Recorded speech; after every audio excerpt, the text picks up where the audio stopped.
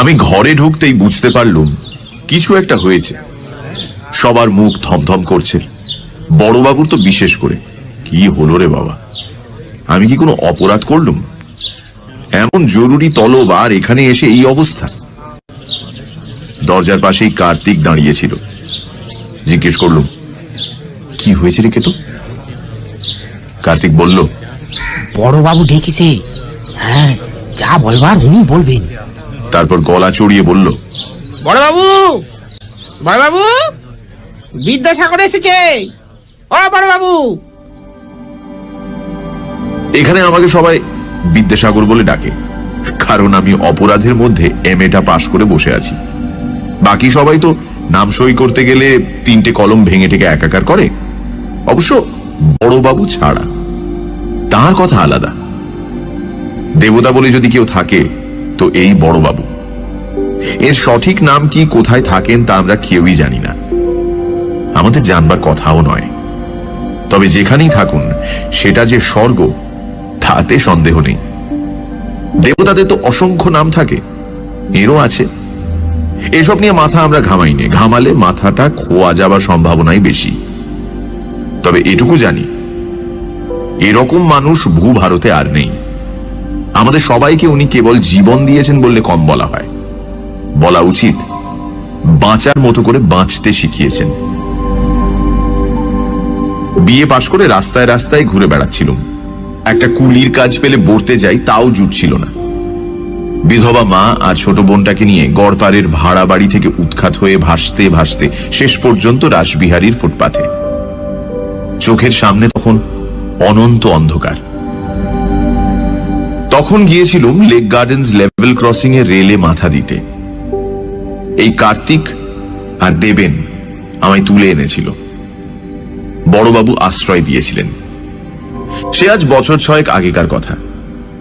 তারপর বোনের ভালো বিয়ে দিলাম, মা মারা গেলে ধুমধাম করে শ্রাদ্ধ করলাম। এখন ভাবছি সল্ট লেকে জমি কিনে একটা বাড়ি করব। তাই বলছিলাম আর কি, বড়বাবু মানুষ নন, দেবতা।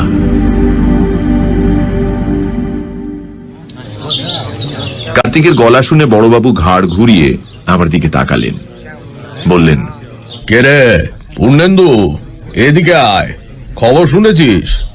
বড়বাবুর গলা শুনে বুঝলাম যে আমি কোনো দোষ করিনি।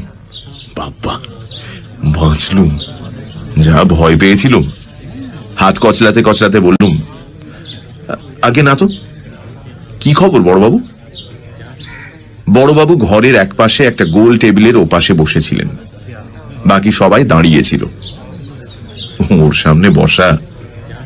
টেবিলের ওপর এক গ্লাস নিট হুইস্কি আর একটা বোতল রাখা ছিল। বড়বাবু এক চুমুক খেয়ে বললেন, হায়দার মারা গেছে। হায়দার? আমরা যাকে গরিলা বলে ডাকতুম, সে কি? সে ছিল বড়বাবুর পার্সোনাল বডিগার্ড। আমি ক্ষীণ কণ্ঠে জিজ্ঞেস করলাম, কি হয়েছিল? বদন ঘোষ রোডের একটা বাড়ির ছাদ থেকে কেউ ওকে ঠেলে রাস্তায় ফেলে দিয়েছিল। ঘাড় মটকে গেছে। আর ঠেলে ফেলাই বা বলি কি করে, ছুঁড়ে ফেলে দিয়েছে। রাস্তার ঠিক মাঝখানে লাশ পড়েছিল। কি সর্বনাশ! ওখানে কি করছিল? পরে বলছি। আচ্ছা, তোমরা এবার যাও, আমি পূর্ণেন্দুর সঙ্গে কিছু কথা বলবো। বড়বাবুর আদেশ শুনে সবাই নিঃশব্দে ঘর থেকে বেরিয়ে গেল। দাঁড়িয়ে রইলাম শুধু আমি। বড়বাবু এক হাত তুলে চোখের কালো চশমাটা ঠিক করে নিলেন। উনি 24 ঘন্টা কালো চশমা পরে থাকেন। কেন? কে জানে। শুনেছি ওর একটা চোখ নাকি পাথরের। হতেও পারে। সে খবরে আমাদের কি দরকার? বড়বাবু সম্পর্কে বেশি কৌতূহল একদম ভালো জিনিস নয়। বড়বাবু বললেন, বদন ঘোষ রোড তুই চিনিস? ভবানীপুরে? সে যাকে না চিনলেও চিনিয়ে দেওয়া যাবে এখন। ওখানে রাজমোহন সিংহ রায়দের বাড়ি আছে, পুরনো দিনের জমিদার বাড়ির মতো। বাড়ির ভেতরে মন্দির টন্দির আছে, রোজ পুজো আচ্ছা হয়। হায়দারকে ওখানেই পাঠিয়েছিল। কি যে হলো সে যাকে। এবার কাজের কথা বলি, মন দিয়ে শোন। বদন ঘোষ রোডের বাড়িটাকে লোকে বলে রাজমোহনের রাজবাড়ি। রাজমোহনের বিহারে না কোথায় মস্ত জমিদারি ছিল। ভদ্রলোক প্রায় 100 বছর আগে এই বাড়িটা বানিয়েছিলেন। পরবর্তীকালে ওর ছেলেপুলেরা কলকাতাতেই থাকতেন, এখান থেকে জমিদারি চালাতেন। প্রচুর পয়সা ছিল এক সময়, প্রচুর ফুর্তিবার্তাও করেছে। তবে সে যাক, ওসব কোনো কাজের কথা নয়। এখন এই বাড়ির মালিক একটা মেয়ে, তার নাম তিলোত্তমা রায়চৌধুরী। এ হচ্ছে এখন সিংহ রায়দের শেষ বংশধর। ওর ভাই রত্নাকর সিংহ রায় বছর খানেক হলো মারা গেছে। সে বিয়ে তা করেনি, ছেলেপুলে নেই, কাজে এখন সব সম্পত্তির মালিকানা বর্তেছে ওই তিলোত্তমার উপর। ওর বাবা রমাকান্ত অনেকদিন আগেই গেছে, মেয়েটি বিধবা। বিয়ে হয়েছিল বছর 10 আগে কোনো এক রায়চৌধুরীর সঙ্গে, একটা বাচ্চা হয়েছিল, সেটা বছর 3 বয়সে মারা যায়। তারপরের বছর রায়চৌধুরীও মারা যায়। তখন মেয়েটি বাপের বাড়ি চলে আসে। এখানে এসে কেবল পুজো আচ্ছা ধর্মকর্ম নিয়ে আছে। এটা তা প্রায় গত 5 বছর ধরে চলছে। সিংহরায়দের টাকা পয়সা এখন আর তেমন কিছু নেই, ফোঁপড়া হয়ে গেছে, কিন্তু ঠাঁট এখনো বজায় আছে। আর এটা চালিয়ে যাচ্ছে ওদের ওই ম্যানেজার দুর্গাশঙ্কর উপাধ্যায়। নামে হিন্দুস্তানি, বাঙালি হয়ে গেছে। বুড়ো হাড় বজ্জাত, ঘুঘু নাম্বার 1। ঘুষ খায় না, মেয়ে ছেলের লোভ নেই, মাল খায় না, একেবারে 3rd ক্লাস। আমি এই লোকটাকে বাজানোর জন্য বছর 2 আগে জিতেনকে পাঠিয়েছিলাম। তুই তো জিতেনকে জানিস, কথা বলা এক্সপার্ট। ইচ্ছে করলে আইনস্টাইনকেও বুঝিয়ে আসতে পারে যে সূর্য পশ্চিম দিকে ওঠে। সেই জিতেনের মুখ খুলতে না খুলতে হারামজাদা বুড়ো একেবারে পুলিশে ফোন করে বসে আছে। জিতেন কোনো রকমে ওখান থেকে কেটে বেরিয়ে এসেছিল। এখন তোর মনে প্রশ্নটা স্বাভাবিক যে সিংহরায়রা যদি ফোঁপড়াই হয়ে গিয়ে থাকবে, তবে ওদিকে আমার নজর কেন? তার কারণ আছে। ওদের একটা জিনিস আছে যেটা বলা যায় অমূল্য। সেটা ওদের গৃহদেবতা, একটা বিষ্ণু মূর্তি। এই মূর্তিটা থাকে বাড়ির ভেতরে, কখনো বাইরে আসে না। বাইরের মন্দিরের যে বিষ্ণু মূর্তি, সেটা এই মূর্তিটার হুবহু নকল, কিন্তু নকলই। বাইরেরটা পাথরের, আসলটা অষ্টধাতু। বাইরের মূর্তিটা যেসব গয়নাগাটি আছে সেসব ঝুটো। আসলটায় যে কি আছে তা বলে দিতে হবে না। তার চেয়েও বড় হচ্ছে মূর্তিটার বুকে একটা প্রকাণ্ড পদ্মরাগ মণি ফিট করা আছে, যেটাকে বলে কৌস্তব মণি। আমার নজর ওই মূর্তিটার দিকে। আখতারুজ্জামান এই খবরটা দিয়েছিল বছর 3 আগে। সেই সময় রত্নাকর সিংহ রায় নাকি গোপনে এক জার্মান সাহেবের সঙ্গে দর কষাকষি করছিল ওটা বেচে দেওয়ার জন্য। সেটা আখতার জানতে পারে, তখন সে আমার কাছে আসে। আজ রত্নাকর বা আখতার কেউই বেঁচে নেই। আমি ছাড়া এটার খবর আর বোধহয় কেউ জানে না। তবে আমার বিশ্বাস মূর্তিটা বের করে দিতে পারলে ঘরে 20 লাখ টাকা উঠবে মিনিমাম। চেপে চুপে ধরতে পারলে 40 পর্যন্ত উঠতে পারে। আমি হায়দারকে পাঠিয়েছিলাম মালটা ওঠানোর জন্য। ও বাড়ির একটা ঠিকে ঝিকে তুলে এনে কলকাতায় সে বলে দিল যে মাল কোথায় আছে। দোতলার ওপর কর্তামশাইয়ের ঘর, সেখানে দেওয়ালের মধ্যে গাঁথা সিন্ধুকের মতো মন্দির। বন্ধ করলে সিন্ধুক, খুললে মন্দির। সেখানেই গৃহদেবতার অবস্থান। তুই তো জানিস হায়দার ছিল কলকাতা কেন সারা দেশের 1 নম্বর গব্বাবাজ, যাকে ইংরেজিতে বলে ক্যাট বাগলার।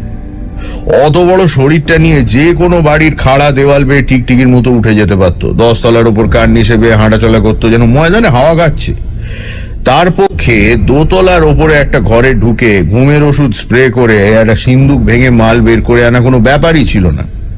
অথচ কিসের থেকে কি হয়ে গেল? হ্যাঁ, ওই বাড়ির যে 3টে দারোয়ান আছে তাদের 7 দিনেই হায়দারকে কাবু করা। তার মানে অনেকগুলো লোক ওখানে হায়দারের জন্য অপেক্ষা করছিল। ও ঢুকতেই সবাই মিলে ওকে কবজা করে ছাদ থেকে নিয়ে গিয়ে ছুঁড়ে ফেলেছে।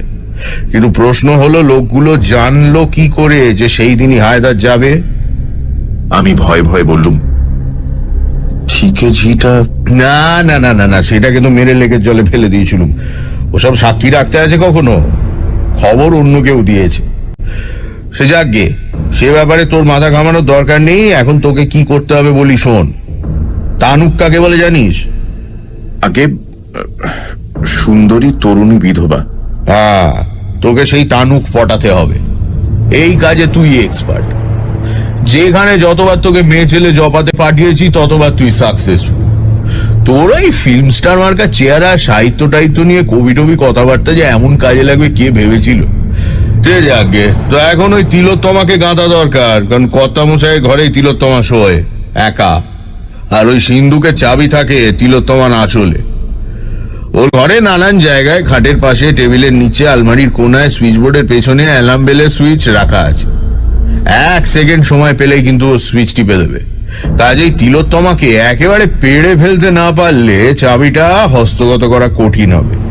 তাছাড়া আর একবার গব্বাবাজ পাঠাবো তারও উপায় নেই। ওই শালা উপাধ্যায় সব কটা জানলার বাইরে বিচ্ছিরি গ্রিল লাগিয়েছে, আর এমন ভাবে আলো লাগিয়েছে যে ওই ঘরের জানলা দুটোর ওপর গ্রিল ভাঙার কলম নিয়ে বসলে তাকে সবাই দেখতে পাবে। আসল কথা, চাবিটা পেতে হলে ঘরের ভেতর ঢুকতে হবে এবং তিলোত্তমাকে অসহায় করে ফেলতে হবে। এখন এটাই হলো তোর টাস্ক। এবার বল, কোনো প্রশ্ন আছে? তিলোত্তমার বয়স কত?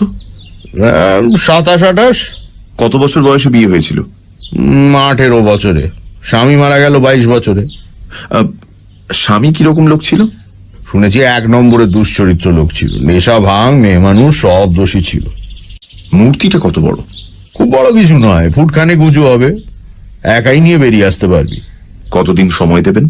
তা নে না, তোর যত সময় দরকার তুই নে না, আমার কোনো তাড়া নেই। আমি চুপ করে আছি দেখে বড়বাবু বললেন, ব্যাস, আর কোনো প্রশ্ন নেই?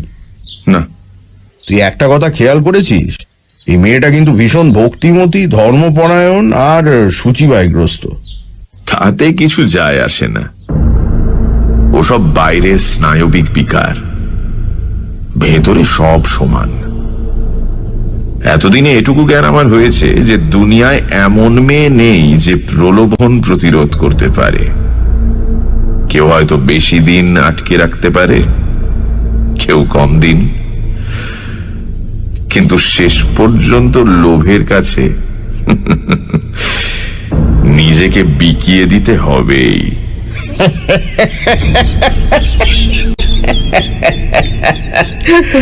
বাজে ছেলে, যা তৈরি হতে শুরু কর।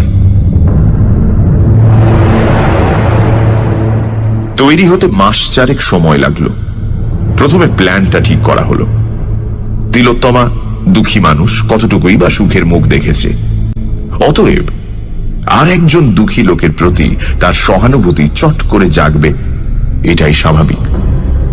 এবার সেই সহানুভূতির রাস্তা ধরে তার কাছে এগোতে হবে, আস্তে আস্তে, দুঃখী দুঃখী ভাবে, ভবিষ্যতের সুখের একটা আবছা ছবি আঁকতে আঁকতে। ধীরে ধীরে সেই অলীক ছবিটাকে একটা সত্যিকারের রূপ দিতে হবে। অতএব প্রথমেই চুল আর দাড়ি কাটা বন্ধ করে দেওয়া গেল। যখন সেগুলো বেশ বড় হয়ে উঠল, তখন রোজ শ্যাম্পু করে করে যতদূর সম্ভব রুক্ষ করে তোলা হলো। মাস 2 খাওয়া দাওয়া প্রায় বন্ধ করে দিলাম। কাজ শুরু করার 2 দিন আগে থেকে কুমোর বাড়ির মাটি ঘষে ঘষে চুল দাড়ি এলোমেলো উস্কো খুস্কো করে ফেললাম। তারপর ছেঁড়া প্যান্ট আর শার্ট জোগাড় করে ফেললাম। আমার চেহারা দেখে তো মল্লিকা হেসে অস্থির, বললে, বাপ রে বাপ, পারো তুমি। এমন পোশাকে আর এই চেহারা নিয়ে কোথায় যে যাচ্ছ তুমিই জানো। সেসব তো আবার জিজ্ঞেস করাও বারণ। তবে এতদিন ধরে যখন ঘষা মাজা চলেছে, তখন এবার বেশ বড়সড় কিছু হবে বলেই মনে হচ্ছে। কি গো, তাই না? বলেছি তো, এসব কথা জিজ্ঞেস করা বারণ। তবে এবার দাঁওটা যদি লাগে তোমার কপাল খুলে যাবে, এটুকু বলে দিলাম। বটে, কি হবে আমার? দিগঙ্গনা অ্যাপার্টমেন্টের 3 তলার ফ্ল্যাটটা তোমায় দিয়ে দেব। আমি চলে যাব সল্ট লেকে। ও এই? কেন, পছন্দ হলো না? 1200 স্কোয়ার ফুট, 2টো বেডরুম। 2টো বেডরুম? তবে আর কি, কি হবে আমার 2টো বেডরুম দিয়ে? আচ্ছা, তুমি আমায় বিয়ে করতে পারো না? বিয়ে? তোমাকে? আমি?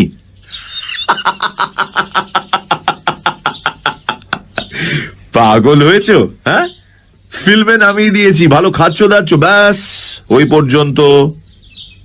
তার বেশি আর হাত বাড়িও না। যাও। আমি জানতাম। আসলে তুমি একটা অমানুষ। তোমার বাইরেটা যেমন সুন্দর, ভেতরটা তেমনি কুৎসিত। তাহলে বিয়ে করতে চাওয়া কেন? বিয়ে করলে তো ভেতর বাহির সব সমান, তখন সেটা সইতে পারবে? তার চেয়ে এখন বাইরেটা নিয়ে আছো, সেটা নিয়েই থাকো। কুৎসিত যেটা, সেটা ভেতরেই থাক। বড়বাবুর সঙ্গে গাড়ি করে গিয়ে রাজমোহনের রাজবাড়ি দেখে এলুম। রাজবাড়ি কিচ্ছু নয়, তবে বেশ বড় বাড়ি। চারিদিকে 8 ফুট উঁচু পাঁচিল, পাঁচিলের মাঝখানে বর্ষার মতো দেখতে লোহার শিক লাগানো চওড়া গেট। গেটের পর মার্বেল পাথর বসানো উঠোন, তার এক পাশে মন্দির, অন্য পাশে বোধহয় অফিস ঘর।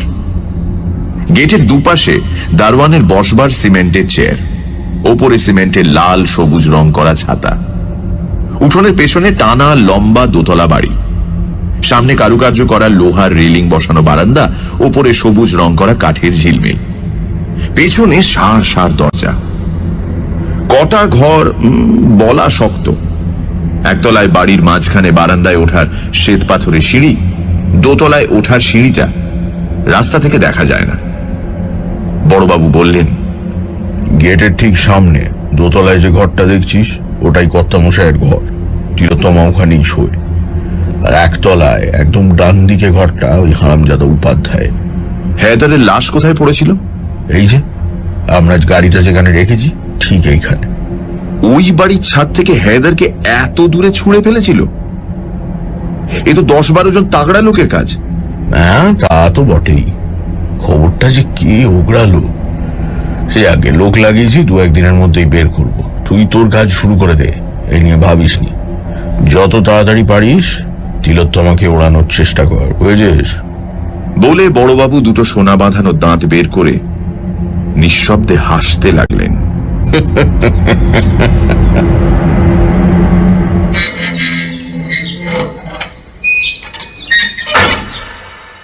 সারা রাত ফুটপাথে শুয়ে রইলুম।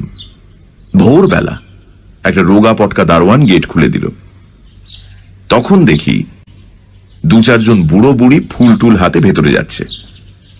আমিও তাদের সঙ্গে সঙ্গে ভেতরে ঢুকলাম, মাথা নিচু করে। মন্দিরটা দেখলাম খুব বড় নয়, আর নেহাত ছোটও নয়। মূল বিগ্রহের ঘরের সামনে একটা বড় সড়ো চৌকো বারান্দা আছে, শ্বেত পাথরে মোড়া। তার 4 কোণে 4টে কারুকার্য করা থামের ওপর একটা ছাদও আছে। আমি সিঁড়ি বেয়ে সেই বারান্দায় উঠে একটা থামে ঠেসান দিয়ে মাটিতে বসে উদাস দৃষ্টিতে বিগ্রহের দিকে চেয়ে রইলাম। আর কোনো দিকে তাকালাম না। কে এলো কে গেল সেদিকে কোনো খেয়ালই নেই। পুরুত মশাই পুজো করলেন, কি সব জল টল ছেটালেন, ভক্তেরা প্রসাদ নিল, আমি কিন্তু বসেই রইলাম। সন্ধেবেলা দারোয়ান এসে আমাকে বাইরে চলে যেতে বলল। আমি বেরিয়ে গেলাম। প্রথম দিন কেউ আমাকে লক্ষ্যই করল না। দ্বিতীয় দিন লক্ষ্য করলেন পুরুত মশাই। টের পেলাম পুজো করছেন, ঘুরছেন ফিরছেন, আর বারবার আমার দিকে তাকাচ্ছেন।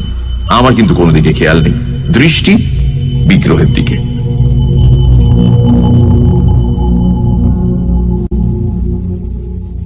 তৃতীয় দিন বিকেলবেলা পুরুত মশাই আমার সামনে এসে বসলেন। নানা প্রশ্ন, আমি কে, কোথায় থাকি, এখানে বসে আছি কেন, ইত্যাদি ইত্যাদি। আমি কোনোটারই জবাব দিলাম না। শেষে খুব করুণ সুরে শুধু বললাম, আমি এখানে বসে থাকলে যদি আপনার কোনো অসুবিধে না হয়, তাহলে আমায় বসে থাকতে দিন। আমার কথা শুনে পুরুত মশাই অত্যন্ত লজ্জিত হলেন। চতুর্থ দিন দুপুরবেলা একটি দারোয়ান এসে আমার সামনে দাঁড়ালো, বলল, আমার সঙ্গে আসুন, ম্যানেজার বাবু ডাকছেন। আমি দীর্ঘশ্বাস ফেলে উঠে কম্পিত পদে উঠোন পার হয়ে অফিস ঘরে গেলাম। চলুন।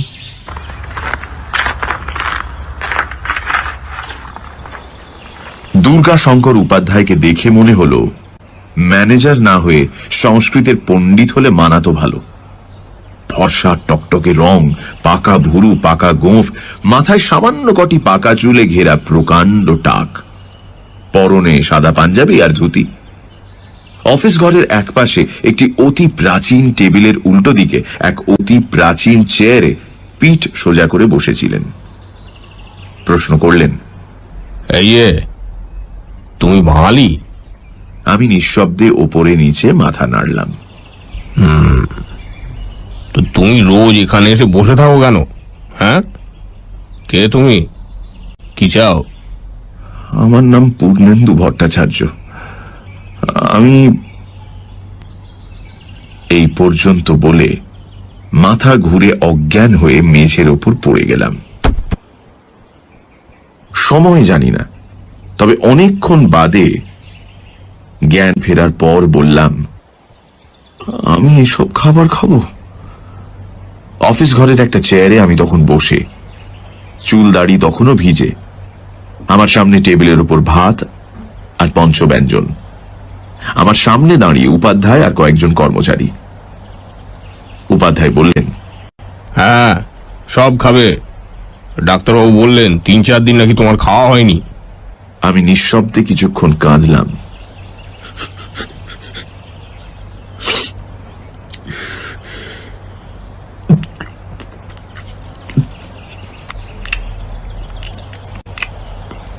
তারপর মাছ তরকারি সরিয়ে রেখে শুধু নুন দিয়ে খানিকটা ভাত খেয়ে উঠে পড়লাম।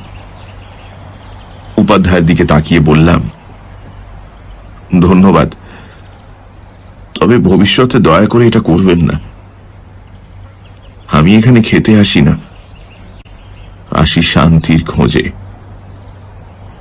যদি মনে করেন আমার মতো হতভাগার এখানে এলে কোনো অসুবিধে আছে, দারোয়ানকে বলে আমাকে বারণ করে দেবেন। বলে ক্লান্ত পায়ে আস্তে আস্তে ঘর থেকে বেরিয়ে গেলাম। উপাধ্যায় খুব একটা বিচলিত হয়েছেন বলে তো মনে হলো না। কঠিন কণ্ঠে বললেন, তা বাপু এখানেই শান্তি পাবে এরকম কথা তোমার মনে হলো কেন? ঘুরে দাঁড়িয়ে বললাম, শান্তি পাবো কি পাবো না তা তো জানি না, তবে খুঁজতে দোষ কি? বহু জায়গাতেই তো খুঁজলাম, পাইনি তো। তবে হ্যাঁ, আপনাদের পুরুত মশাইয়ের সংস্কৃত উচ্চারণ বড় খারাপ, খুব কানে লাগে। বলে আবার ফিরে গিয়ে মন্দিরের বারান্দায় বসলাম। ডাক এলো সেদিন বিকেল বেলা। একটি কাজের মেয়ে এসে বলল, এই যে দিদিমণি তোমাকে ডাকতিছেন। বুঝলাম, সময় হয়েছে কাছে যাবার।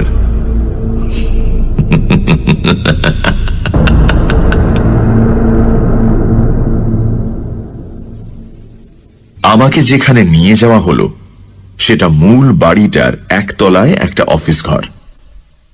মানধাতার আমলের মোটা মোটা ফার্নিচার দিয়ে সাজানো। এটাই ছিল কর্তামশাইদের পার্সোনাল অফিস। ঘরটার একপাশে একটা অতিকায় সেক্রেটারিয়েট টেবিল, তারই সামনে দাঁড়িয়েছিল তিলোত্তমা, আমার শিকার।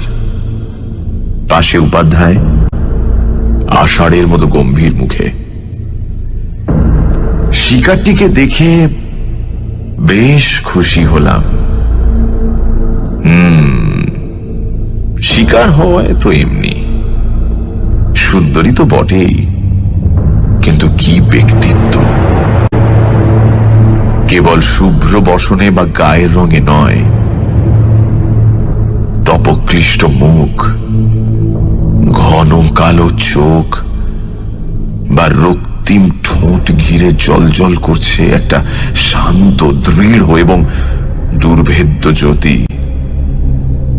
লম্বা শরীরে সামান্য মেয়েদের ছোঁয়া লেগেছে, কিন্তু তাতে ক্ষতি হয়নি। এমন শিকার না হলে খেলায় আনন্দ কোথায়? বড়বাবুর অত হাসির কারণটা বুঝলাম।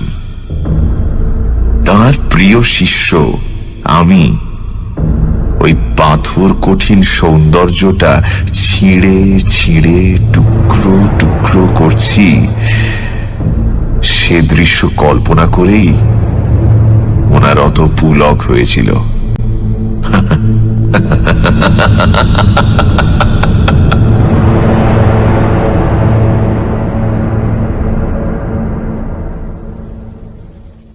তিলোত্তমা মৃদু স্বরে অথচ গম্ভীর গলায় প্রশ্ন করল, খাবার দেওয়া হয়েছিল, খাওনি কেন? আমি মাথা নিচু করে যথাসাধ্য ক্ষীণ কণ্ঠে বললাম, এসব খাবার আমার পক্ষে খাওয়া সম্ভব নয়। তিলোত্তমা একটু ইতস্তত করে বলল, তোমার নাম শুনলাম পূর্ণেন্দু ভট্টাচার্য, ব্রাহ্মণ। দেখে তো ভদ্র সন্তান বলেই মনে হচ্ছে। পুরুত মশাইয়ের উচ্চারণে ভুল ধরেছ, তার মানে লেখাপড়াও কিছু জানো। তা কতদূর পড়াশোনা করেছ? এমএ পাশ করেছি, ইকোনমিক্সে আর সংস্কৃতে। আমার কথা শুনে তিলোত্তমা বেশ কিছুক্ষণ চুপ করে রইল। বুঝলাম শকটা লেগেছে। তারপর বলল, তুমি মানে আপনি ইকোনমিক্সে এমএ পাশ করে এমন পাগলের মতো চেহারা করে ঘুরে বেড়াচ্ছেন কেন? তার উপর 3 দিন খাননি, এখানেই বা এসে পড়ে থাকছেন কেন? আমি একটা খুব ম্লান হাসি হাসলাম। বললাম, আপনার প্রথম প্রশ্নের উত্তর আমার পাগল হয়ে যেতে আর বেশি বাকি নেই। দ্বিতীয় প্রশ্নের উত্তর, আমি 7 দিন খাইনি। আর তৃতীয় প্রশ্নের উত্তর হচ্ছে, আমার মতো অভাগা বিশ্বস্রষ্টার মন্দিরে আসে একটু শান্তির জন্য, অথচ যেখানেই যাই সেখানেই বড় গোলমাল, বড় ঠেলাঠেলি, বড্ড নোংরামি। এই একটা মন্দির যেখানে চেঁচামেচি নেই, দর কষাকষি নেই, তপবনের মতো এই জায়গাটা গম্ভীর, সংযত, উদার। তাই এখানে আসি।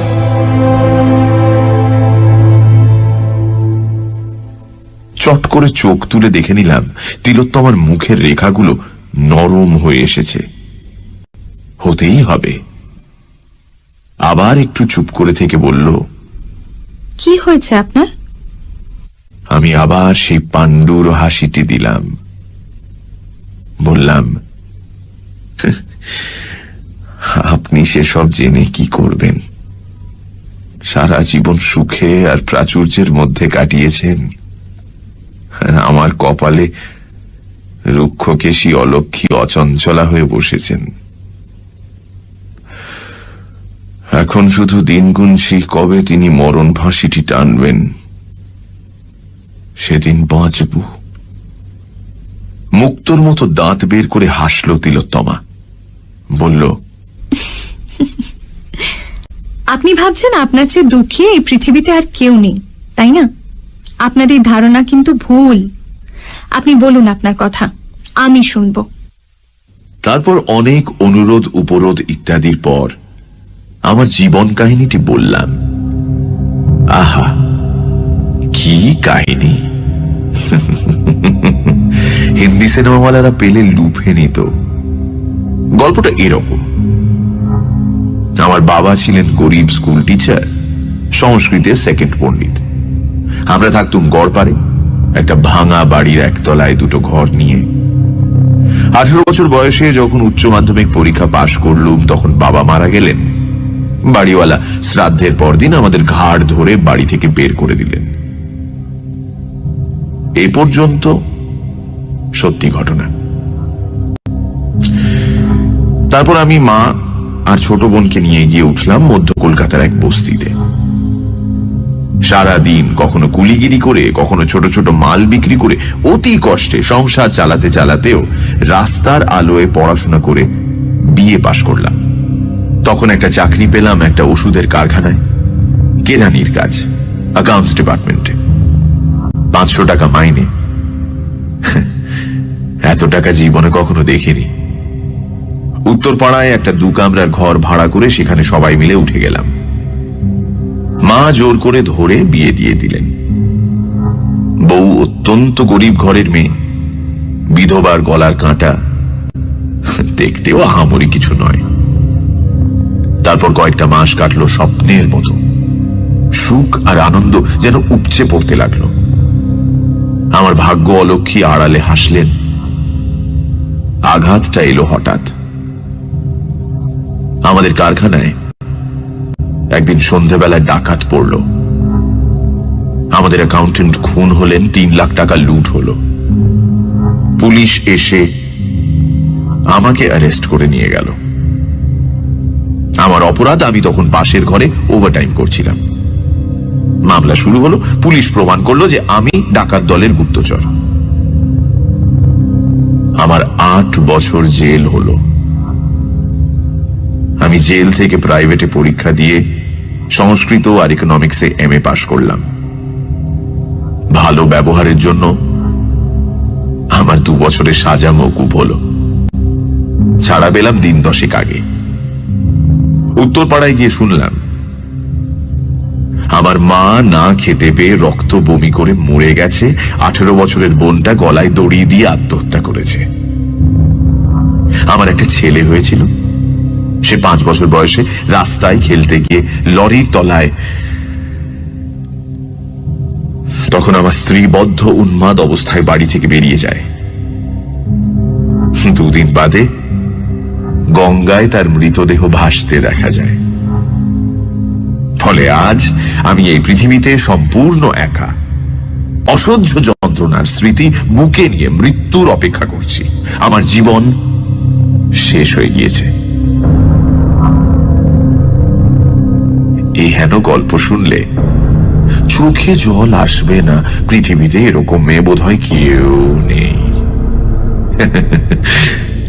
তিলোত্তমারও তাই হলো। কেবল উপাধ্যায়ের ভাবলেশহীন মুখ দেখে মনে হলো না যে তার কিছুমাত্র মানসিক বিকার ঘটেছে।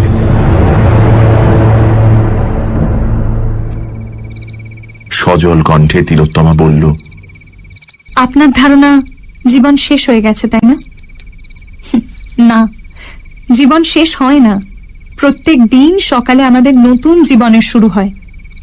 আপনারও হয় এবং হবে। জ্যাঠামশাই, মন্দির ট্রাস্টের একটা পোস্ট তো খালি আছে। পূর্ণেন্দু বাবুকে ওই কাজটা দিন না। উনি চাকরিও করবেন, মন্দিরেরও দেখাশুনো করবেন। উপাধ্যায় কঠিন গলায় বললেন, অজ্ঞাত কুলশীলস্য বাসদেয়ং না কসাচিৎ। হ্যাঁ, অজ্ঞাত কুলশীল ব্যক্তিকে কখনো আশ্রয় দেবে না। তার উপরে জেল খাটা আসামি। আশ্রয় তো দূরস্থান, তার মুখদর্শনও পাপ। দিদিমণি, আপনার চাকরি আপনারই থাক। ওর যদি আপত্তি থাকে তাহলে কাল থেকে আমাকে আর দেখতেও পাবেন না। কেবল আপনার কাছে 2টো সহানুভূতির কথা শুনে গেলুম। এই স্মৃতিটি মৃত্যু পর্যন্ত মনে থাকবে। এবার তাহলে অনুমতি দিন। না, দাঁড়ান, যাবেন না। জ্যাঠামশাই, ওর যদি কোনো অসৎ উদ্দেশ্য থাকতো তাহলে জেল খাটার অংশটুকু তো না বললেই পারতেন, তাই না? আর অজ্ঞাত কুলশীল হবেন কেন? ওর বাড়ির ঠিকানা আর অফিসের ঠিকানায় খোঁজ নিয়ে দেখুন না। উনি যা যা বলছেন তার মধ্যে যদি কোনো ফাঁকি থাকে তাহলে সেটা প্রমাণ হয়ে যাবে।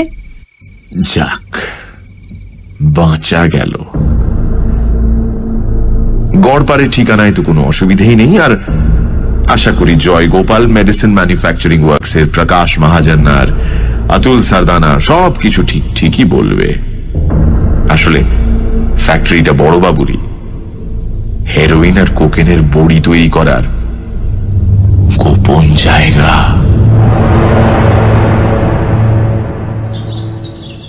আমার বাসস্থান ঠিক হলো উপাধ্যায়ের পাশের ঘরে। আমি স্নান করে দাড়ি কামিয়ে একটা হাত কাটা গেঞ্জি আর পাজামা পরে খাটে শুয়েছিলাম খাওয়া দাওয়ার পর। 3 দিন উপোসের পর খাওয়াটা মন্দ হলো না। হঠাৎ দুজনের পায়ের আওয়াজ শুনলাম। তাড়াতাড়ি একটা সঞ্চয়িতা খুলে মুখের সামনে ধরলাম। গভীর মনোযোগ। দরজা খোলাই ছিল। পর্দা সরিয়ে প্রথমে ঘরে ঢুকলেন উপাধ্যায়, তার পেছনে তিলোত্তমা। আমি যেন হঠাৎ টের পেলাম, এইরকম ভাব করে বইটা তক্তপোষের উপর ফেলে তাড়াতাড়ি উঠে দাঁড়ালাম। তিলোত্তমা এক নজরে বইটা দেখল, তারপর আমার দিকে তাকালো। এক মুহূর্তের জন্য হলেও ওর চোখ দুটো বিস্ফারিত হয়ে উঠল। সে চোখে বিস্ময় এবং আরো একটা কিছু। বিকেলবেলা নোংরা ছেঁড়া জামা কাপড় পরা, উস্কো খুস্কো চুল দাড়িওয়ালা পাগলের মতো চেহারার লোকটার ভেতর থেকে যে এরকম একটা কিছু বেরিয়ে আসতে পারে, সেটা যে সে ভাবতেই পারেনি, সে বিষয়ে আমার কোনো সন্দেহ নেই। আমাদের দুজনের চোখ সেই এক মুহূর্তের জন্য আটকে গেল। তারপরেই চোখ নামিয়ে তিলোত্তমা জিজ্ঞেস করল, আপনার কোনো অসুবিধে হচ্ছে না তো? আমি যেন ওর গলায় একটা অতি ক্ষীণ কম্পন শুনতে পেলাম। আমিও প্রবল বিনয়ের সঙ্গে বলে উঠলাম, না দিদিমণি, কিচ্ছু না। উপাধ্যায় মশাই ভাড়ার থেকে জামা কাপড় দিয়েছেন, খাওয়াও খুব ভালো হয়েছে। আমি কাল থেকে কাজ শুরু করব। ভালো বলে হঠাৎ ঘুরে তিলোত্তমা ঘর থেকে বেরিয়ে গেল। পেছন পেছন আষাঢ়ের মতো মুখ করে গেলেন উপাধ্যায়। পায়ের শব্দ শুনে বুঝলাম দুজনে গিয়ে ঢুকলেন পাশের ঘরে। দেয়ালে কান লাগিয়ে শুনলাম তিলোত্তমা বলছে, আহা, আপনি মিছি মিছি ভয় করছেন জ্যাঠামশাই। আমি তো লোকটির কোনো বদমতলব দেখতে পাচ্ছি না। যা হোক, আপনি খোঁজ খবর তো নিন।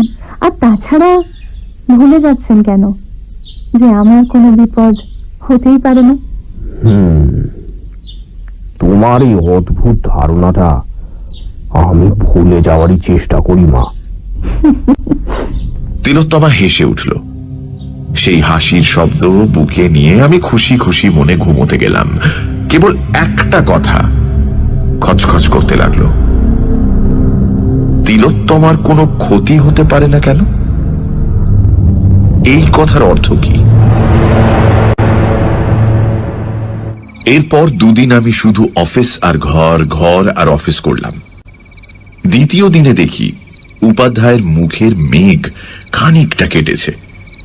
সেদিন রাত্রে আবার পাশের ঘরে কথোপকথনও শুনলাম।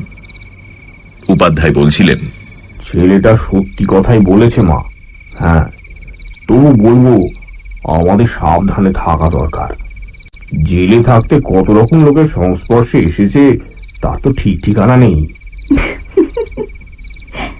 সীতার অগ্নি পরীক্ষার মতন কোনো ব্যাপার করবেন নাকি আবার? কি জানেন জ্যাঠামশাই, যারা আমাদের সহানুভূতি আর সমবেদনা পেলে সুস্থ সুন্দর মানুষ হয়ে উঠতে পারত, তাদেরই আমরা ঘৃণা করে দূরে সরিয়ে দিই। তারা বেঁচে মরে থাকে। কিন্তু শুধু সহানুভূতি আর সমবেদনায় তো আমার কাজ চলবে না, ডাইরেক্ট অ্যাকশন চাই। এই দুদিনে সেই প্ল্যানটা ঠিক করে নেওয়া গেল। তিলোত্তমার প্রাত্যহিক জীবনযাত্রার একটা সময়সূচি করে ফেললাম। দেখলাম সে খুব ভোরে ওঠে। সূর্য ওঠার একটু পরে সে স্নান করে নিচে নেমে আসে। আমাদের ঘরের পেছনে একটা বেশ বড় ফুলের বাগান আছে। সেখানে কিছুক্ষণ বেড়ায়, ফুল তোলে। পুরুত মশাই এলে যায় মন্দিরে, গেট খোলার আগে পুজো করে ফিরে আসে, তারপর ওপরে চলে যায়। কাগজপত্র সই করানোর জন্য উপাধ্যায় ওপরে যায়। আর কারুর ওপরে যাবার অধিকার নেই। শুনলাম সারাদিন তিলোত্তমা নাকি হয় পুজো আচ্ছা করে, নয়তো লাইব্রেরি ঘরে বসে পড়াশোনা করে। উপাধ্যায়ের আদেশে রাত 9টার মধ্যে আমাদের শুয়ে পড়তে হয়, কিন্তু দেখেছি অনেক রাতেও তিলোত্তমার ঘরে আলো জ্বলে। সকাল থেকেই শুরু করা গেল প্ল্যানের প্রথম পর্ব। 3-4 দিন বাদে একদিন ভোরবেলা সিন্ধু ভৈরবীতে বাঁধা একটা মীরার ভজন গাইতে শুরু করলাম। কাহা সে আয়ে বদরা হো ঘুলতা যায় কজরা, কাহা সে আয়ে বদরা। জানলার পর্দাটা সামান্য ফাঁক করে রাখলাম তিলোত্তমার উপর গানের এফেক্টটা কি হয় সেটা দেখবার জন্য। আমার আমার গলা ভালো, বড়বাবুর কৃপায় ওস্তাদ বাদল মিয়ার কাছে রীতিমতো তালিম নিয়েছি।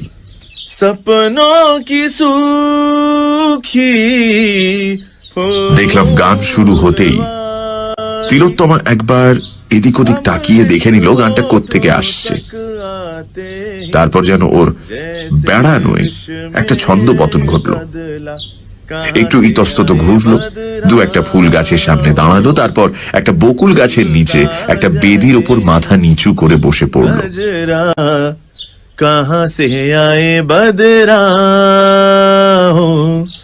স্থির অকম্পিত দেহে আমার গান শুনতে লাগলো। আর দেখলাম ওর এমনিতে ফ্যাকাশে মুখে যেন রঙের ছোঁয়া লেগেছে, কান দুটো লাল হয়ে উঠেছে।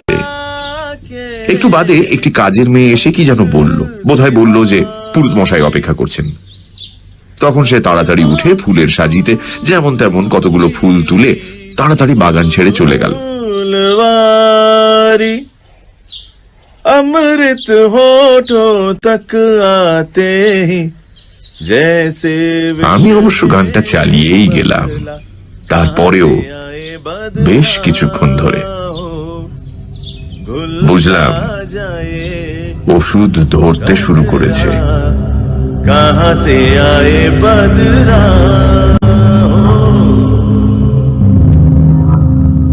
এরপর 4-5 দিন এই গানই চলল। কখনো আহির ভৈরব, কখনো ললিত, কখনো বা বিভাস। রোজই সেই এক দৃশ্য, বকুল গাছের নিচে শ্বেত পাথরের মূর্তির মতো তিলোত্তমা। ভাগ্যিস রোজ এই সময় উপাধ্যায় গঙ্গা স্নানে যান। তিনি থাকলে যে কি হতো কে জানে। এরপর প্ল্যানের দ্বিতীয় পর্ব, দূরত্বটা সরিয়ে দিয়ে কাছাকাছি আসার প্রচেষ্টা। মালিদের সঙ্গে কথা বলাই ছিল। একদিন কাক ভরে উপাধ্যায় গঙ্গা স্নানে বেরিয়ে যাওয়ার সঙ্গে সঙ্গে আমি একটা খাকি শর্টস পরে খালি গায়ে একটা কোদাল কাঁধে বাগানে বেরিয়ে গেলাম আর মাটি কোপাতে শুরু করলাম।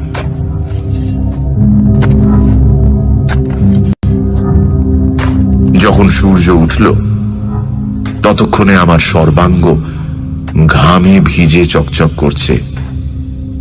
সবকটা মাসল অবলীলায় খেলে বেড়াচ্ছে। তিলোত্তমার আসার পথের দিকে পেছন করে আমি এক মনে মাটি কোপাতে লাগলাম।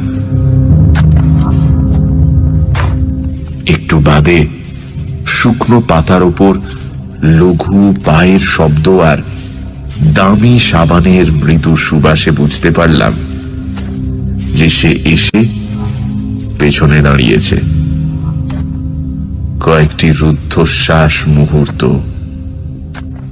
তারপরেই আমি যেন হঠাৎ টের পেয়ে ঘুরে দাঁড়ালাম।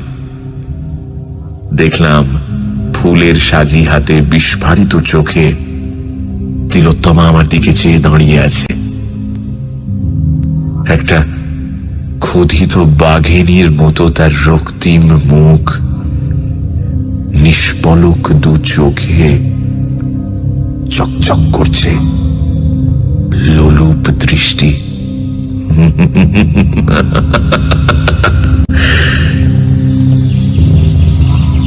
আমি খুব অল্প সময় সেই দৃশ্যটা উপভোগ করে বলে উঠলাম, আরে দিদিমণি, আপনি কখন এলেন? দেখিনি তো। আমার প্রশ্নের জবাব পেলাম না। তিলোত্তমার চটকা ভেঙে একটু কাঁপা কাঁপা গলায় বলল, একই আপনি একই করছেন? মালিরা নেই নাকি? আমি আমার খ্যাতনামা রমণী মোহন হাসিটি হেসে বললুম, থাকবে না কেন, তবে ওদের আসতে একটু দেরি আছে। আমি ওদের কাজটা একটু এগিয়ে রাখছি, এতে স্বাস্থ্য ভালো থাকবে, মনও ভালো থাকবে। জানেন, জেলে থাকার সময় আমি বাগান করা শিখি। আমি শান্ত শিষ্ট হয়ে থাকতুম বলে বোধহয় ওরা আমাকে কঠিন কাজ না দিয়ে ওই বাগানের কাজ দিয়েছিল। আজ আমি এ কাজে কিন্তু এক্সপার্ট। আপনি জেলের কথা ভাবেন কেন? আরে ও কথাটা ভুলে যান। মনে করুন ওই জীবনটা আপনি ফেলে এসেছেন চিরকালের জন্য। মন ভালো করতে বই পড়েন না কেন? ভালো বই পাবো কোথায়? এদিকে ধারে কাছে কোথাও তো লাইব্রেরি আছে বলে জানি না। লাইব্রেরি আছে, এ বাড়িতেই আছে। আমার ঠাকুরদার আর বাবার কালেকশন। আমার পুজো হয়ে গেলে ওপরে যাব যখন, তখন আসবেন, আপনাকে দেখিয়ে দেব। আপনি যত খুশি বই ওখান থেকে নিয়ে পড়ুন, কিন্তু এইসব কাজ করবেন না। আপনি বারণ করলে কখনো করবো না দিদিমণি। তবে আমার যে বাগান করতে খুব ভালো লাগে। বেশ, তাহলে করুন। আর শুনুন, আমাকে দিদিমণি বলে ডাকবেন না, মানে উত্তমাদি বলে ডাকবেন না হয়? আচ্ছা, উত্তমাদি, তাই হবে।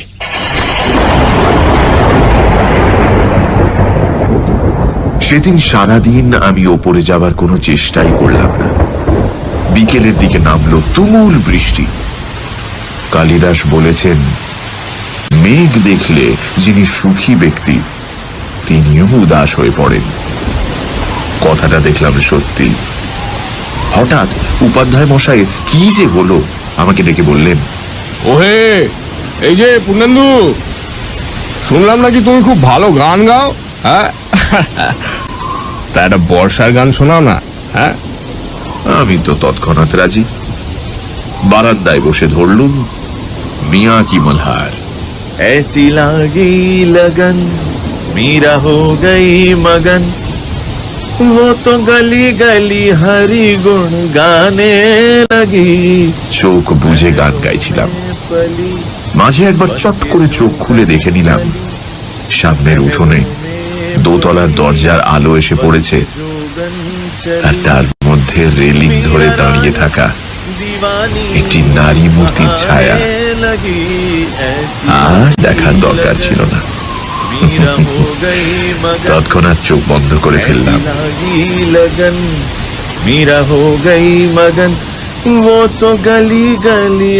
সেই রাতে খুব তাড়াতাড়ি দোতলার আলো নিভে গেল।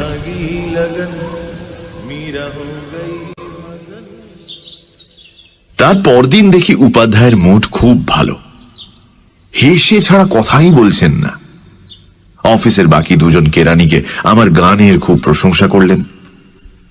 এর মধ্যে বিকেল বেলা তিলোত্তমার কাজের মেয়েটি অফিস ঘরে এসে আমায় বলল, আরে তোমাকে দিদিমণি ডাকতেছেন গো, এক্ষুনি একবার উপরে যাও। আমি উঠে দাঁড়ালাম। তৎক্ষণাৎ ঘরের মধ্যে বজ্র নির্ঘোষ শুনলাম, দাঁড়াও, আমিও তোমার সঙ্গে যাব। তাকিয়ে দেখি উপাধ্যায়ের মুখে আবার আষাঢ়ের মেঘ, তবে এবারেরটা আরো ঘন। আমরা দুজনে একসঙ্গে দোতলায় উঠলাম। দেখি লম্বা বারান্দার এক প্রান্তে একটা দরজার সামনে তিলোত্তমা দাঁড়িয়ে রয়েছে। আমাদের দেখে সুন্দর মিষ্টি হেসে বলল, হে কি জ্যাঠামশাই, আপনাকেও ডেকে নিয়ে এলো নাকি? আষাঢ়ের মেঘের ভেতর থেকে গুরুগম্ভীর স্বর বেরুল, না, আমি নিজেই এসেছি। আপনার কোনো দরকার নেই জ্যাঠামশাই, আপনি নিচে যান। আমি পূর্ণেন্দু বাবুকে ওপরে ডেকেছি বাবার লাইব্রেরিটা দেখাবো বলে। বলে দরজাটা খুলে আমাকে বলল, আসুন পূর্ণেন্দু বাবু। উপাধ্যায় আর এগুতে গিয়েও এগোলেন না। একটা বাচ্চা ছেলের মতো রাগী আর অভিমানী মুখ করে এক জায়গায় দাঁড়িয়ে রইলেন। লাইব্রেরিটা সত্যিই দেখবার মতো। তিলোত্তমা চঞ্চল পায়ে ঘুরে ঘুরে দেখাতে লাগলো, এদিকটা আসুন। ওর গলার স্বরে কথা বলার গাম্ভীর্যের বদলে কোথায় যেন একটা চাপল্যের ছোঁয়া লাগলো। এমনকি একটা বই আলমারি থেকে নামিয়ে সেটা খুলে আমাকে, এইটা দেখুন দেখুন দেখুন দেখুন, এই লেখাটা দেখুন বলে যখন ডাকলো, আমি ওর ঘাড়ের উপর দিয়ে বইটা দেখার ছলে ঘনিষ্ঠ হয়ে কাছে এগিয়ে গেলেও সে কিন্তু সরে গেল না। আবার দেখলাম মুখের রক্তাভা, আর তার সঙ্গে বুকের ঘন ঘন ওঠা পড়া।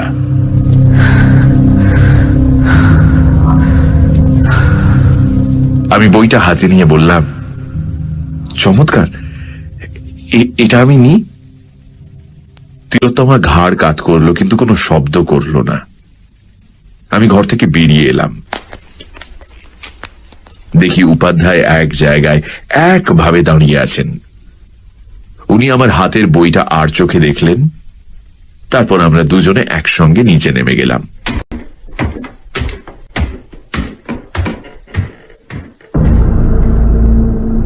বড়বাবু ঠিকই বলেছিলেন, তিলোত্তমার মতো মেয়েকে ভাঙতে হলে 3 জায়গায় আঘাত হানা দরকার: শরীরে, মনে আর বুদ্ধিবৃত্তিতে।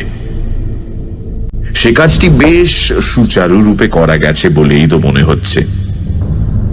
ওই শুভ্র, কঠিন আর পবিত্র মূর্তিটা দিব্যি নড়বড়ে হয়ে এসেছে। এবার একটা ঠেলা দিলেই হুড়মুড় করে মুখ থুবড়ে পড়বে, তাতে কোনো সন্দেহ নেই। তবু আরো কিছু সংবাদ সংগ্রহ করা দরকার। সাবধানের মার নেই তো। সেই কারণে পরদিন সকালে বাগানে তিলোত্তমার পাশাপাশি হাঁটতে হাঁটতে জিজ্ঞেস করলাম, আপনি যে একেবারে একা দোতলায় থাকেন, আপনার ভয় করে না? ভয় করবে কেন? নিচেই তো আপনারা আছেন। তাছাড়া আমার মনে হয় ঘরের মধ্যে একটি কাজের মেয়েকে নিয়ে শোয়াচ্ছে একা শোয়া অনেক বেশি নিরাপদ। তা হলেও একটা দারোয়ান যদি বারান্দায় শুয়ে থাকতো। কোনো দরকার নেই। তাছাড়া দোতলায় কেউ শুতে চায় না, ওদের নাকি ভয় করে।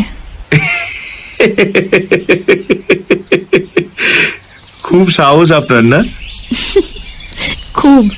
বলে এমন ভাবে হাত নাড়ল যে সেই হাত আমার নগ্ন বুকের ওপর দিয়ে যেন ওর অজান্তেই বুলিয়ে গেল। এরপর প্রায় 1 মাস ধরে চলল আমার গান, সকালে একসঙ্গে বাগানে বেড়ানো, লাইব্রেরির বই এনে পড়া। আমি দোতলায় যাই বিকেলবেলা, যখন অনেক সময় তিলোত্তমা সেখানে থাকে না। ধীরে ধীরে উপাধ্যায়ের মুখের মেঘ আবার কেটে যেতে লাগলো, কারণ বাহ্যত তিলোত্তমা আর আমার মধ্যে প্রভু ভৃত্যের সম্পর্ক, আর সেরকম দূরত্বই তিনি দেখতে লাগলেন। অথচ তার চোখের আড়ালে আমাদের ঘনিষ্ঠতা যে বেড়েই যাচ্ছে, সে কথা তিনি বুঝতেই পারলেন না। আমি ইতিমধ্যে তিলোত্তমার ছোটবেলা থেকে বিয়ের আগের প্রায় সব ঘটনাই শুনে ফেলেছি। তারপরের কোনো ঘটনা শুনিনি ঠিকই, কিন্তু এটুকু শুনেছি যে সে অংশটা নিষ্ঠুর দুঃখের। দুটি দুঃখী হৃদয় কাছাকাছি এসেছে। মাঝে মাঝে এই দুঃখেরও যে শেষ হতে পারে, ভবিষ্যতে যে সুখ থাকতে পারে, এহেন আভাস ইঙ্গিতও দেওয়া হয়েছে। এমনকি আমাকে পুনরায় বিবাহ করতে অনুরোধ করা হয়েছে, এবং যে আমাকে বিয়ে করবে সে যে একটি অত্যন্ত ভাগ্যবতী মেয়ে, সে কথাও বলা হয়েছে। অবশেষে একদিন সকালে বাগানে বেড়ানোর সময় বললাম, আপনি কেবল আমাকে বলেন কেন? আপনারই কি জীবন শেষ হয়ে গেছে? কেন আপনি এই দুঃখের বোঝা বয়ে বেড়াবেন? কেন আপনি নতুন করে জীবন শুরু করছেন না? দূর, আমি তো বুড়ি হয়ে গেছি। উত্তমাদি, আপনি বুড়ি? হায় ভগবান, আপনি আমার চেয়ে অনেক অনেক ছোট। কিন্তু কই, আমি তো নিজেকে বুড়ো বলে ভাবি না।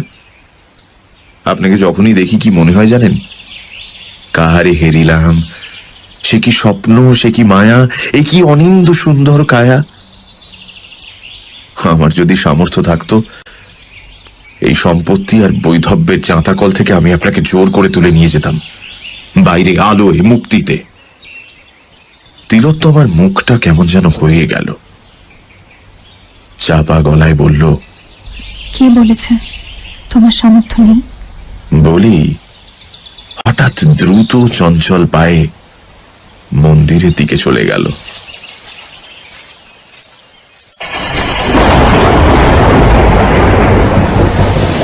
সেই রাতে তুমুল বৃষ্টি নামল। ঘন ঘন বাজ পড়ার শব্দে চারদিক যেন কেঁপে উঠতে লাগলো। আমরা তাড়াতাড়ি খেয়ে নিলাম, তাড়াতাড়ি শুয়েও পড়লাম। একটু বাদে দেয়ালে কান লাগিয়ে শুনি উপাধ্যায় মশাইয়ের প্রবল নাক ডাকা শুরু হয়ে গেছে।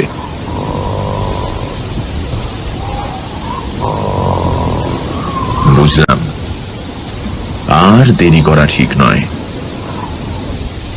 আজই রজনীতে হয়েছে সময়।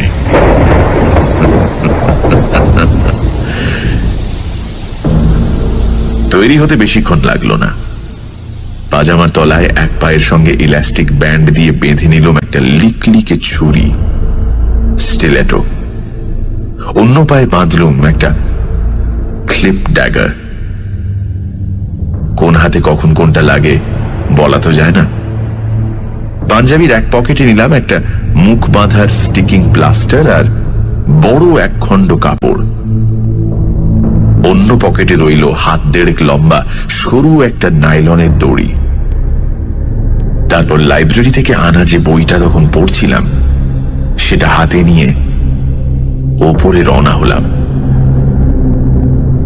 একটা ব্যাপারে অন্তত নিশ্চিন্ত ছিলাম যে আমার আজকের এই নৈশ অভিসারের কথা কারুর পক্ষে জানা সম্ভব নয়।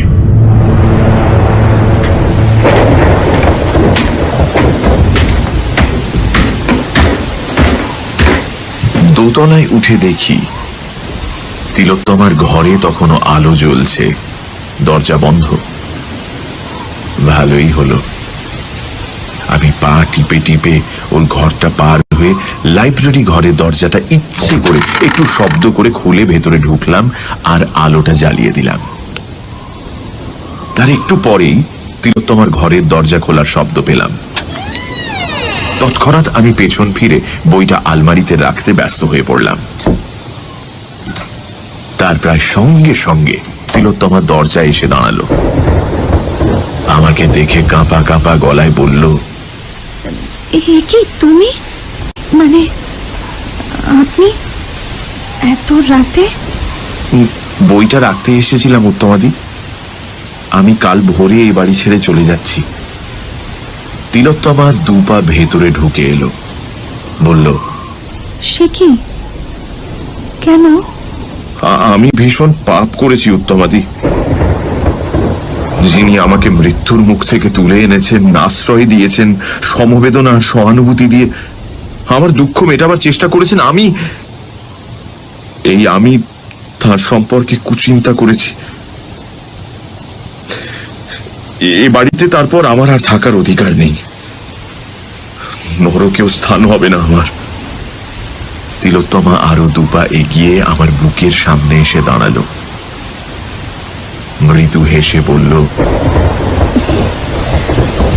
কুচিন্তা করেছ আমার সম্পর্কে? বলো না, কি চিন্তা করেছ? বলো না। না না উত্তমাদি, সে কথা আমি বলতে পারবো না। উত্তমাদি নয়, বলো তিলোত্তমা।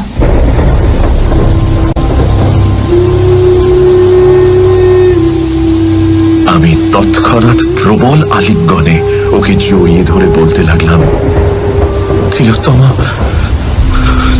তিলোত্তমা, তিলোত্তমা।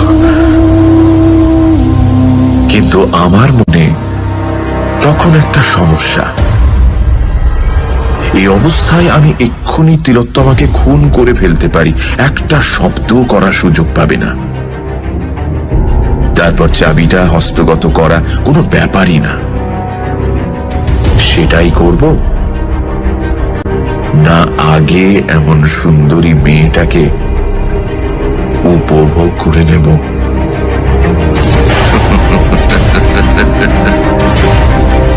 তারপর না হয় মারব, নাকি হাত পা মুখ বেঁধে ফেলে রেখে যাব যাতে সকালে এসে সবাই সেই অবস্থায় ওকে দেখতে পায়।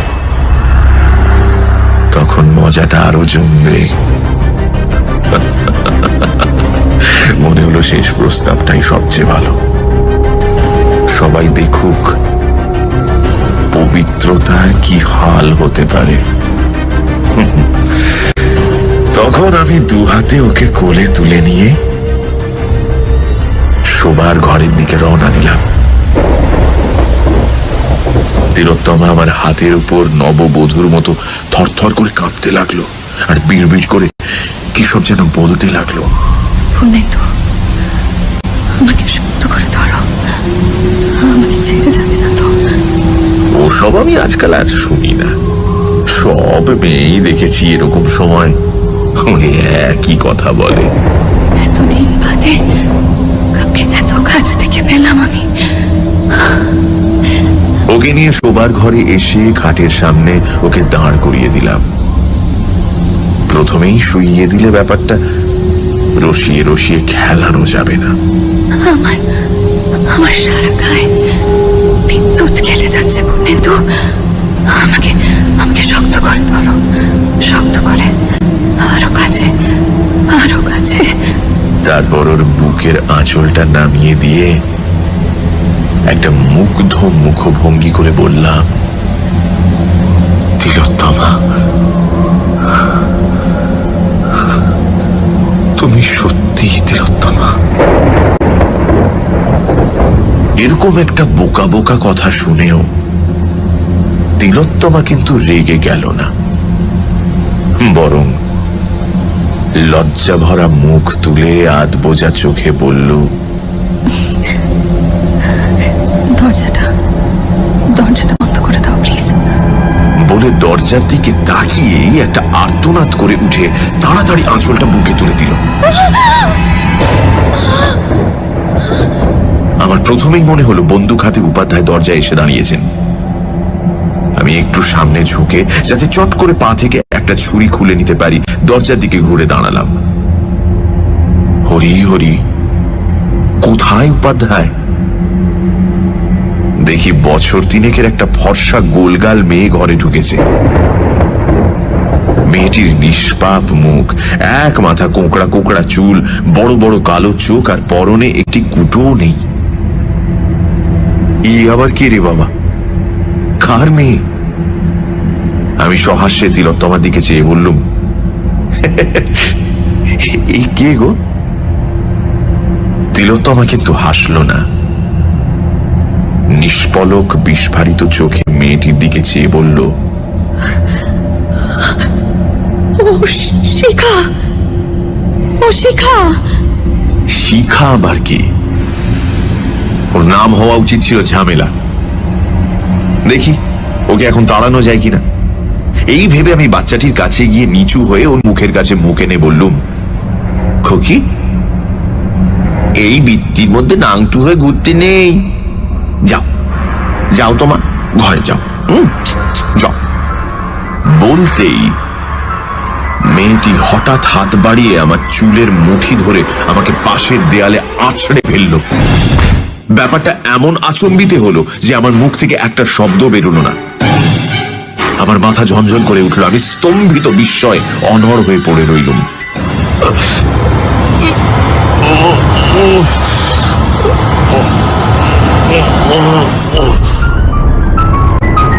তখন শুনতে পেলাম তিলোত্তমার চাপা গলার হাহাকার। তুই কেন এলি? আজ কেন এলি তুই? তোর বাবা যখন আমার গলা টিপে মারতে গিয়েছিল তখন আমি মনে মনে তোকে ডেকেছিলাম, তুই এসেছিলি। গুন্ডাগুলো যখন আমায় ধরতে এসেছিল তুই এসেছিলি। কে তিলোত্তমা? এটা কে? ততক্ষণে বাচ্চাটা আমাকে দরজার দিকে টানতে টানতে নিয়ে যাচ্ছে। তারই মধ্যে শুনতে পেলাম আমার প্রশ্নের উত্তর। ও আমার মেয়ে শিখা।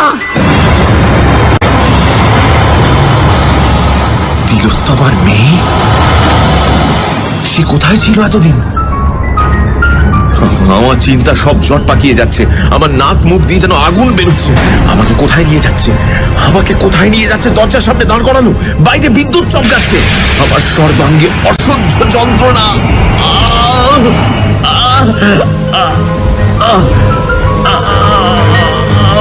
আমি পালাতে চাই, এখান থেকে পালাতে চাই। হঠাৎ আমার পেছনে একটা প্রচন্ড আঘাত লাগলো।